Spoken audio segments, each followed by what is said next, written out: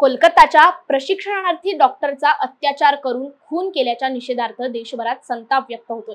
वैद्यकीय महाविद्यालय बंद ठेवण्यात आली असून ठिकठिकाणी आंदोलने पुकारण्यात आले। याच अनुषंगाने काल रात्री पुणे शहर भारतीय जनता पार्टी महिला मोर्चाच्या वतीने गुडलक चौकातील कलाकार कट्टा येथून मूक मोर्चाचे आयोजन करण्यात आले होते। यावेळी महिलांनी उत्स्फूर्तपणे सहभाग घेत मूकपणे आपला निषेध नोंदवला आहे। पश्चिम बंगालमध्ये त्या ठिकाणी एका डॉक्टर महिलेवरती सामूहिक बलात्कार करून तिची निर्गुण हत्या करण्यात आली। हा सगळा प्रकार त्या ठिकाणी पश्चिम बंगालमध्ये घडत असताना तिथल्या मुख्यमंत्री ममता बॅनर्जी यांनी या सगळ्या प्रकरणाला पाठीशी घालण्याचा त्या ठिकाणी केविलवाणी प्रयत्न केलेला दिसून आलेला आहे। हायकोर्टाने त्या ठिकाणी सीबीआयला या सगळ्या गोष्टींची चौकशी करण्यासाठीचे आदेश दिल्यानंतर त्रिगुण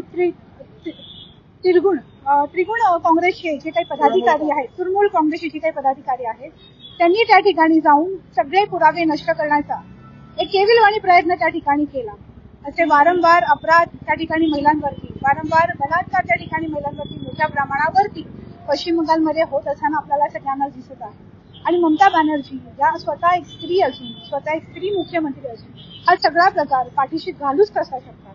आम्ही भारतीय जनता पार्टी पुणे महिला मोर्चाच्या वतीने आज हा मुख मोर्चा या ठिकाणी काढण्याचं कारणच ते आहे की कुठेतरी या सरकारने पाय उतार करावा। आमची सगळ्यांचीच ही मागणी आहे, कुठेतरी हे सरकार बरखास्त व्हावं, कारण महिला त्या ठिकाणी पश्चिम बंगालमध्ये सुरक्षित नाहीत।